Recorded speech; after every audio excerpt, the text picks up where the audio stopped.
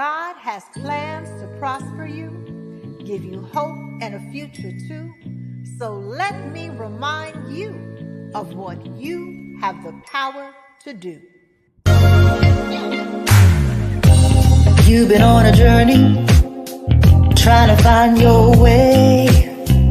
Like the sun, you're rising, 'cause today's your day to unlock every gift inside. Let your potential flow. Don't let anybody kill your vibe. Time to bust up and show. Gotta keep on reaching, keep believing. Act like you know you can win. Live your dreams, reach your goals. Be happy, you can make it. Get motivated with Cassandra Mack. We've got wellness, church by phone. You don't even have to leave your home to be inspired. To rise a little higher with Cassandra Mack. They said you'd never make it, but you're still here. Kept on pushing through all your doubts and fears. Never let a hater see you sweat. Remember who you are. When they go low, let them reap what they sow while you go far. Gotta keep on reaching, keep believing. Baby, shine like a star. You can win, live your dreams, reach your goals. Be happy, you can make it. Get motivated with Cassandra Mack. If you got haters, they gon' hate. Keep your head up and just be great. It's your season, your winning season with Cassandra Mack. Rise up, time to get on your grind. Go after your dreams, no time to fall behind. Push till the end and never give in. It's your winning season, get ready to win. Keep moving forward and never look back. It's time to get motivated with Cassandra Mack. You can win, live your dreams, reach your goals. Be happy, you can make it. Get motivated with Cassandra Mack. We've got wellness, church by phone. You don't even have to leave your home to be inspired. To rise a little higher with Cassandra Mack.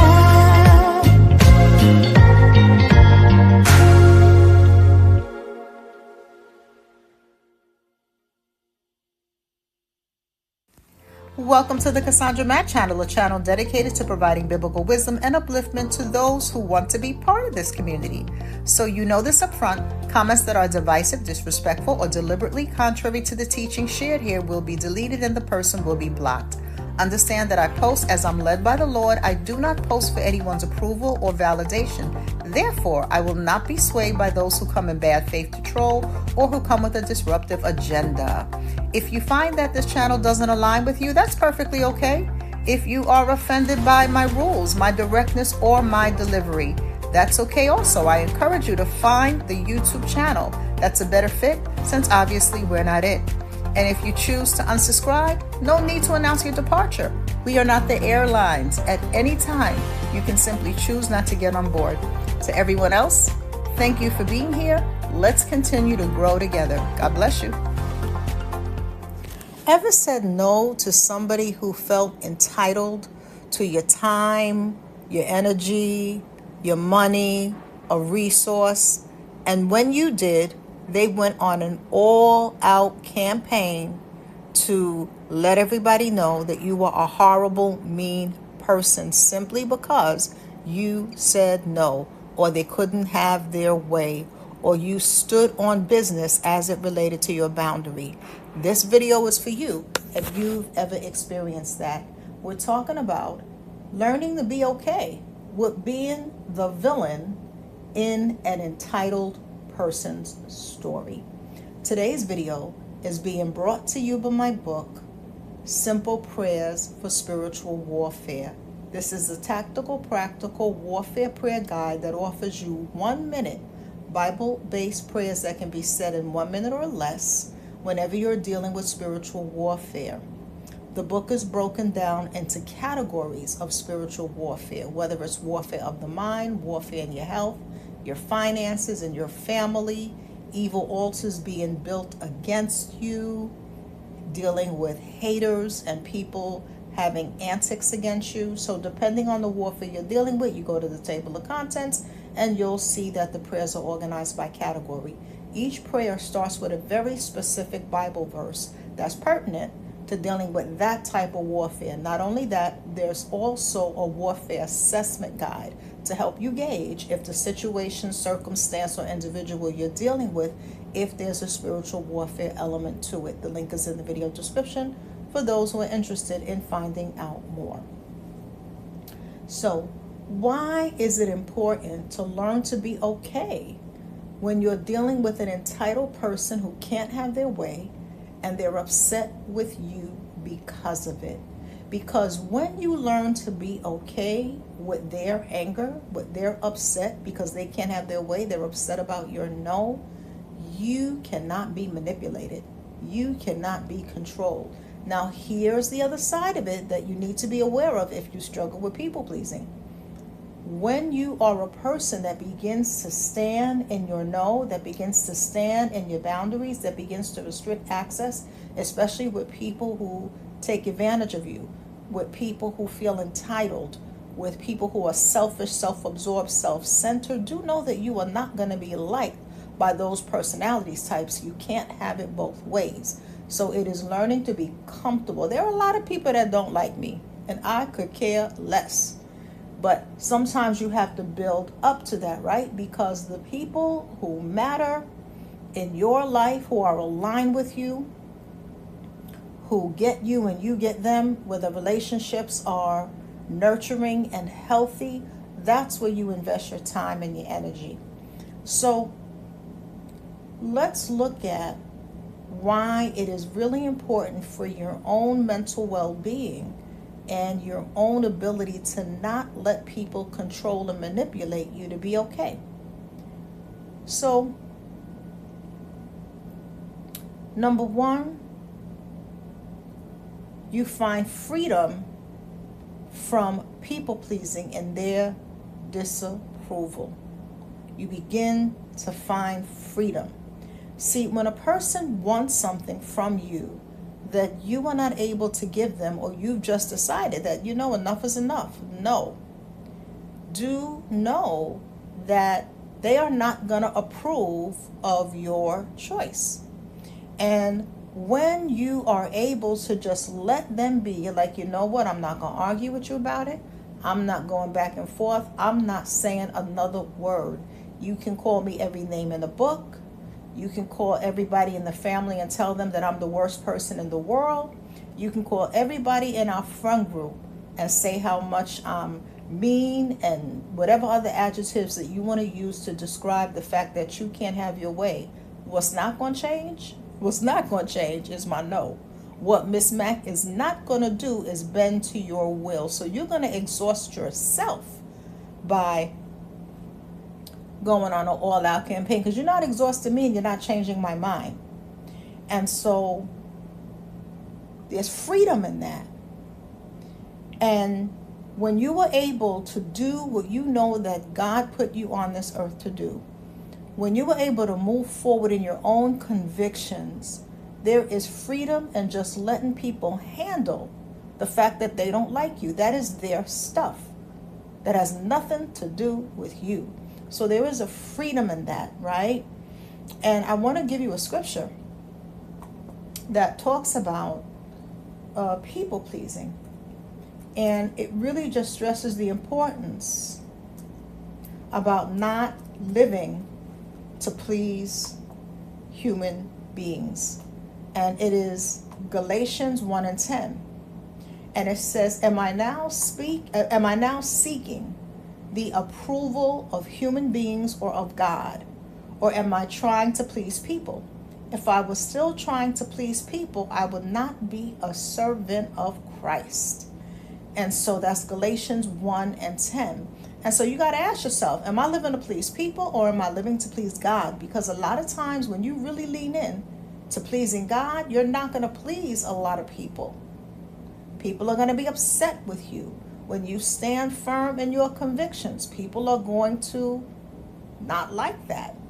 So it begins to free you from the yoke of people pleasing by just letting them say what they're going to say, because you can't control what comes out of a person's mouth. 2, it allows you to focus on your own life. So when you're okay with being the villain in an entitled person's story because you were tired of bending to their will, if that used to be the dynamic, you were tired of doing backflips for somebody who won't even lift a finger for you, and you're like, you know what? This relationship is not reciprocal. Relationships are not supposed to be transactional, not personal relationships. Business is a transaction. Be very clear about that. When you go to the supermarket, you're conducting business. When you go to the bank and you're making a transaction with the bank teller, that is a business relationship. That is a transaction, right? You hire a lawyer, that is a transaction. You're hiring them for a service. That's transactional. But your personal relationships are supposed to be reciprocal, so much so that you have this as a basis. The scriptures tell us, as iron sharpens iron, a man should sharpen the countenance of his friend, right? That's Proverbs 27:17, so you have the exact scripture.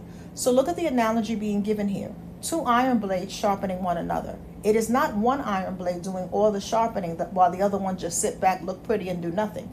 They're both sharpening one another. They're both lifting up one another. And that is the analogy of how friendships are supposed to be. As iron sharpens iron, they're both sharpening one another, that we are supposed to lift each other's mindset, mood set, attitude. You sharpen the countenance. The countenance is mind, mood, attitude, your overall attitude and mood. And so when you are around people that are constantly bringing you down because they're sucking the life out of you, and nothing you do is ever enough. And if you did backflips, they would complain you didn't do it fast enough. If you jump through hoops, they would complain, well, you didn't jump through a hoop with fire like the circus. No matter what you do, it's not enough. If you act like a doormat, well, you didn't go low enough and let not just me, but me and everybody I know wipe my feet on you. It will never satisfy. And so this allows you to focus your time and energy away from self-absorbed, entitled people so that you can focus more on the iron sharpeners in your life. And if you don't have iron sharpeners, it allows you to make the available space in your life as you restrict access to those who use and abuse you. It allows you to make the space to begin to connect with iron sharpeners. And for those of you doing the soul fast, right, we have a whole section once we get to part 4, days 31 through 40, where we are fasting from toxic dynamics in our relationships. So it's not too late for those who want to do the soul fast with us. You will be coming in a little late, but you will always say that it is better. You will always hear me say that it's better to do some of the soul fast than to do none of the soul fast, right? And today we are on day 19 of the soul fast. So you still have at least 21 days to do some of the soul fast. So you still have a good portion of it if you're coming in late. So I'll also leave the link to the Soul Fast workbook, and I'll also link the Soul Fast video for those who don't know what the Soul Fast is. So that's number 2. You're going to be able to have the space for iron sharpeners. Here's the other one of why it is important. Because you begin to set better boundaries with people who you need to limit access to, right? You begin to be able to set better boundaries. And this is very important because setting a boundary is an act of personal stewardship. And setting boundaries really means that you respect yourself and value yourself enough that you steward what God gave you capacity for. And if God gave you capacity for something, it is your responsibility to steward it and multiply it. Think about the parable of multiplying talents. And there were 3 servants, and each got a different talent, right? There was one who was given 5 talents. There was one who was given 2 talents. And there was one who was given 1 talent. You can find the story in the book of Matthew, the 25th chapter, I believe. And each was given a talent according to what they had capacity for. And what ended up happening was the one with 5 talents multiplied his talent when the master came back. The one with the 2 talents, he multiplied his talent. The one with the 1 talent, he was afraid, and so he buried his talent. So he had a fear-based mindset. And so we are not to bury our talents. And that goes for all the things that God gives us to steward. And when we are irresponsible with our resources, in a sense, we are burying, because multiply within this context means to make the most of. And it doesn't mean that we don't have generous hearts and that we should not give. I'm a big believer in giving. I'm a big giver. But I also believe that there is a difference between giving when led by the Lord and giving out of being manipulated because somebody feels that they are owed and entitled. And so there is a big difference between that, and you want to make sure that you are differentiating that.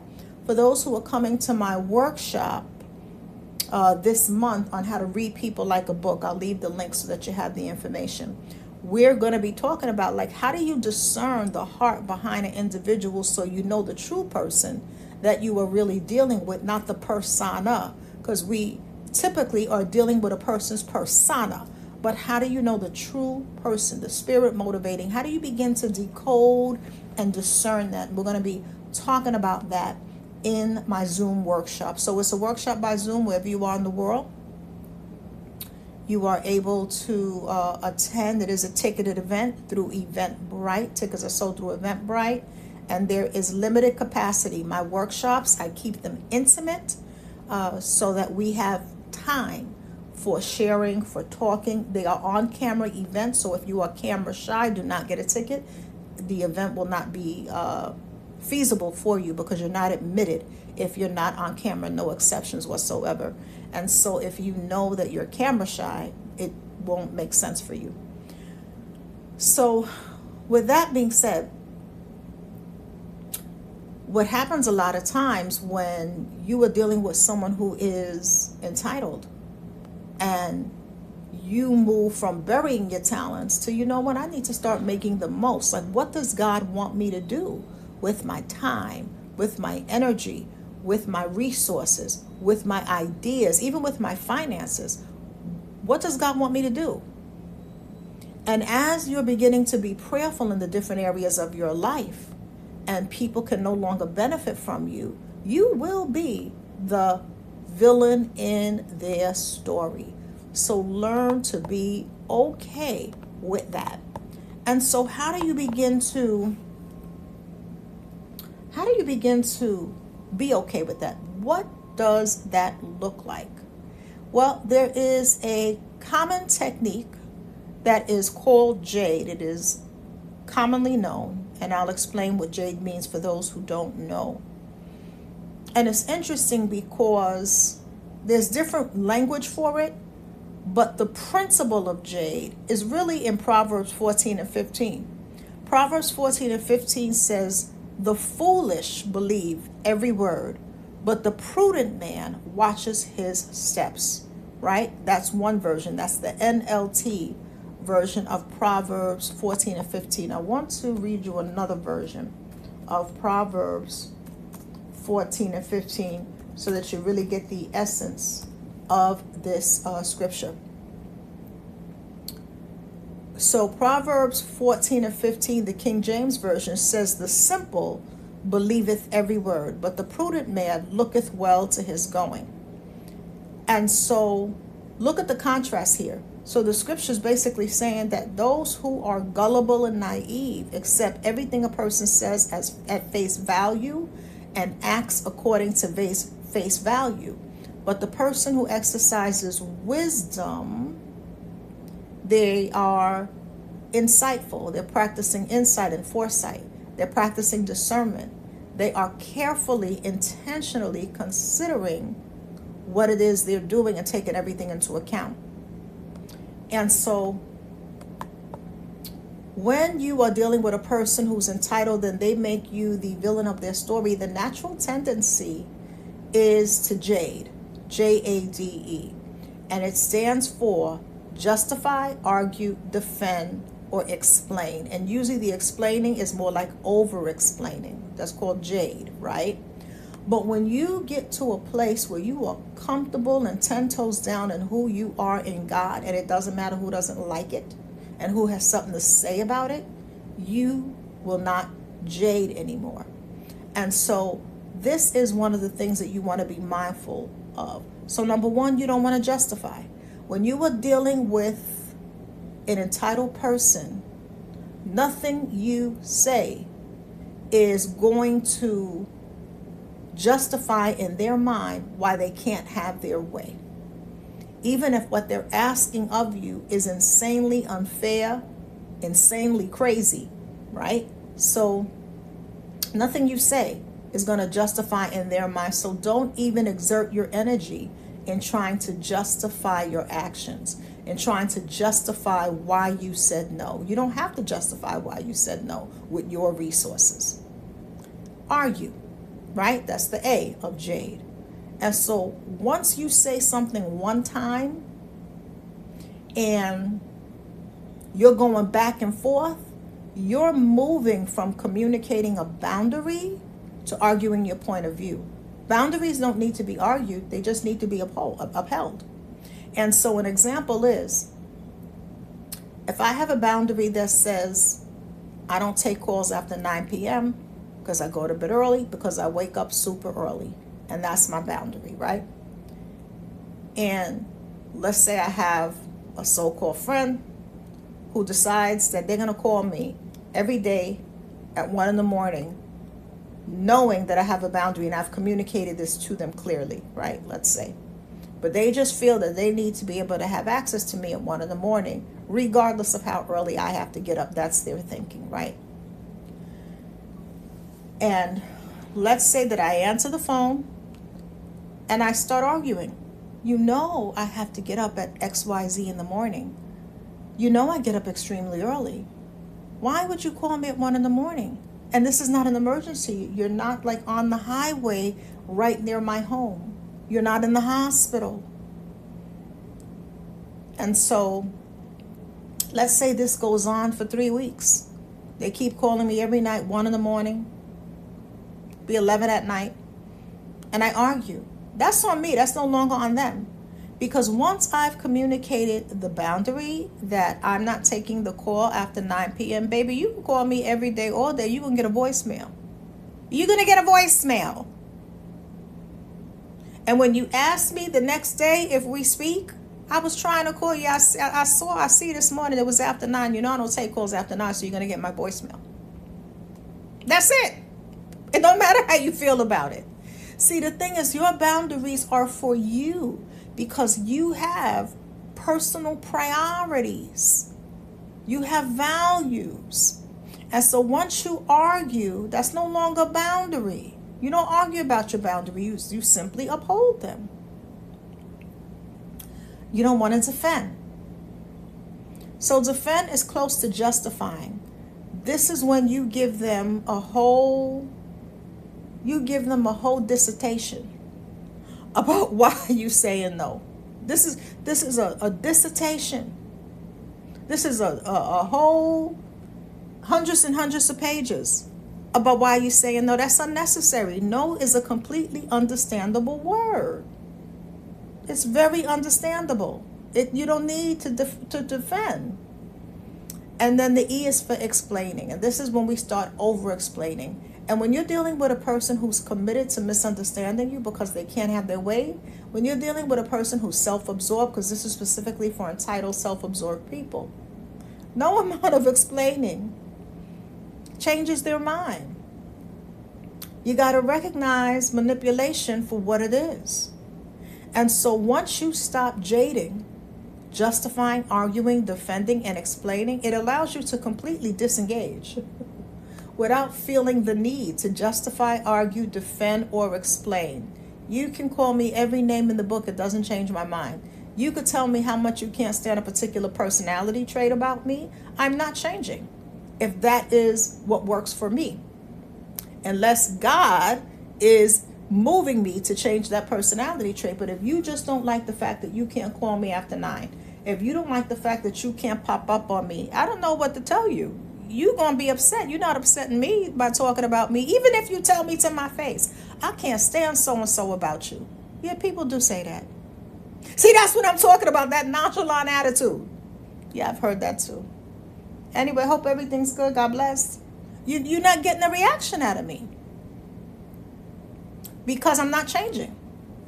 And so when you are 10 toes down, right? And I'm not talking about not growing when I say I'm not changing. When I say I'm not changing, what I'm talking about is I am not going to break down my boundary for your comfort level. I am not going to deprioritize my priorities because of your lack of planning. And so when you are 10 toes down, right, in that space, and you were like, you are not my minor child, you are not my parent, where I am committed to making sure that you have everything you need. You are another able-bodied grown adult like me. I don't know what to tell you. I guess you're just going to be mad. I guess you're not going to like me. I guess you're going to make hate videos about me. I don't know, but it's not going to change anything. It's not going to change my actions. So as you learn to be okay with being the villain in an entitled person's story because they're mad that they can't have their way, just keep doing what you're doing. And I want to give you a scripture that will just kind of help you put everything in perspective as you move forward, living your life, doing what you're doing. And it's Ephesians 5:11. It says, have nothing to do with the unfruitful deeds of darkness, but rather expose them. So when somebody is coming to you self-absorbed, entitled, and narcissistic, those are fruitless deeds of darkness. And your boundary exposes their selfishness. You don't have to say you're a selfish person. The fact that you say no and stand on your no, it makes them uncomfortable. It exposes. And when you don't jade, justify, argue, when you don't jade, right, it also exposes them because most people, especially entitled people, expect the person who they are pressuring or trying to coerce to cave in. And when you are a person who you can't be manipulated, if you are a person where you can't be influenced negatively for the most part, meaning that whatever the threat is that they think they have over your head, you won't succumb to it. It's very hard dealing with a person like that, right? So if they have the threat of, well, you know what, I'm not speaking to you anymore. And you're like, I guess we're not speaking then. Well, you know what, I'm not going to be your friend anymore. Okay, I understand. Did you hear what I said? I said I'm not going to be your friend. I heard you. You're not going to be my friend and you're not speaking to me anymore. I truly wish you well. And so that type of personality is very unnerving to a lot of people. And when you decide, you know what, I'm not going to have anything to do with this fruitless behavior. This is draining. This is crazy making. You're committed to misunderstanding me. You're totally self-absorbed. I'm not going to cave into you. You are not God.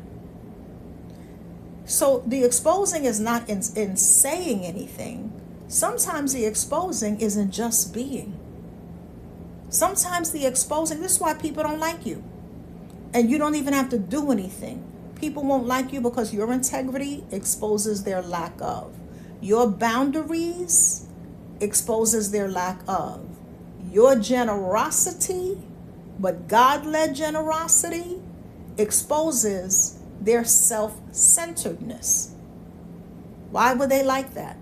So when you can begin to be comfortable with that, it takes the sting out of whatever their retaliation type of behavior is going to be, because you're already expecting. I'm already expecting you're going to talk about me.